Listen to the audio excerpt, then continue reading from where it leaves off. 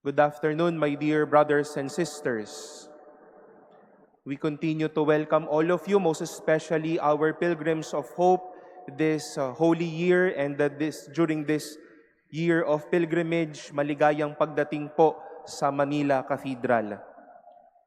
We've heard how Jesus asked His disciples and those listening to Him to stop judging so that they won't be judged, to stop condemning so that they won't be condemned. At malinaw na mayroon pong ipinatitigil si Jesus.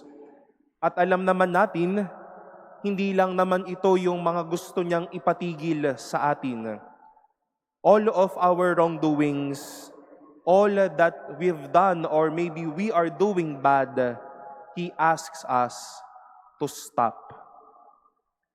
But if there is something we need to stop, what could be things that we need to continue? And Jesus invites us to be merciful, to forgive, and to give gifts. Just as we have heard the same generosity in seeking forgiveness from what we have heard in our first reading. Ramdam natin yung kanilang pait, yung bigat ng kanilang mga dinadala. How they've been longing for forgiveness, to seek the Lord and even to ask the Lord to bless them with His mercy.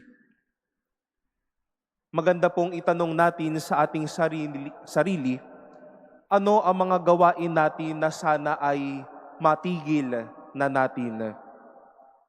Baka kasi kung hindi matigil, manganak pa, lumaki pa, at maging peligro pa.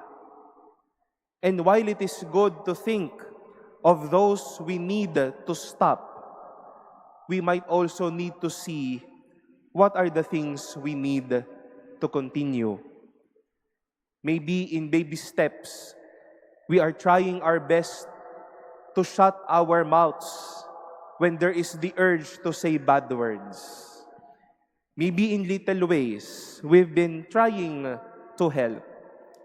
In our own little ways, we continue to be faithful in prayer and in seeking the Lord's mercy through the sacrament of reconciliation. And when we continue this goodness, be assured that God's goodness will flow over us.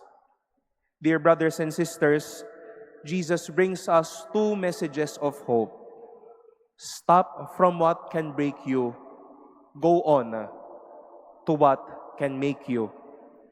And in stopping what can break us and continuing to what can make us, see how the Lord will pour over graces that is packed together, shaken down, and overflowing.